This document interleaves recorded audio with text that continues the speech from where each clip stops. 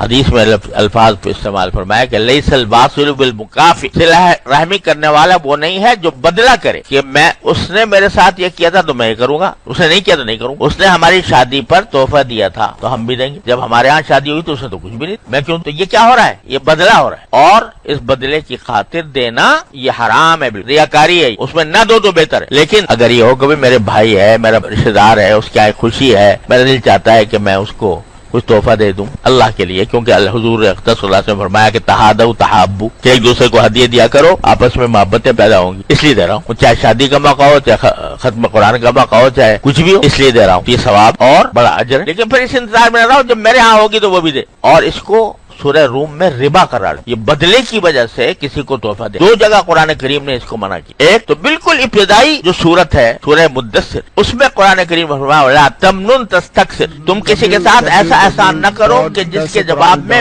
تمہیں اس سے زیادہ احسان کی توقع ہو، لا تمنن تستکثر، یہ بالکل ابتدائی آیات میں سے، اس وقت تک نماز کا بھی حکم نہیں آیا تھا قرآن۔ سورہ مدثر جو ہے یہ بالکل ابتدائی صورتوں میں سے ہے، اور اس میں یا ایھا المدثر قم فانذر ربک فکبر وثیابک فطہر والرجز فاہجر ولا تمنن تستکثر، بالکل ابتدائی، جس میں توحید کا بیان ہو رہا ہے، جس میں شرک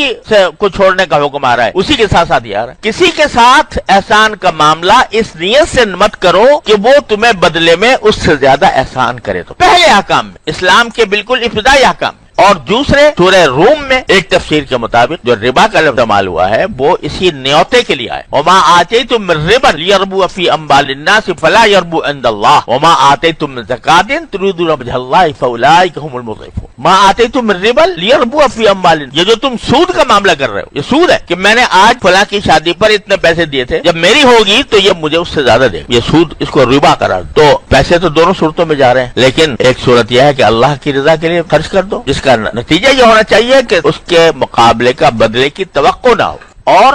جہاں بدلہ آ گیا تو بس اخلاص ختم، اخلاص ختم تو ثواب ختم، بلکہ ریاکاری کا گناہ لازم آ گیا، نہیں دوں گا تو ناک کٹ جائے گی۔ تو اب دینا کس لیے؟ مخلوق کے لیے، اور مخلوق کے لیے کوئی کام کرنا یہ شرک کی ایک قسم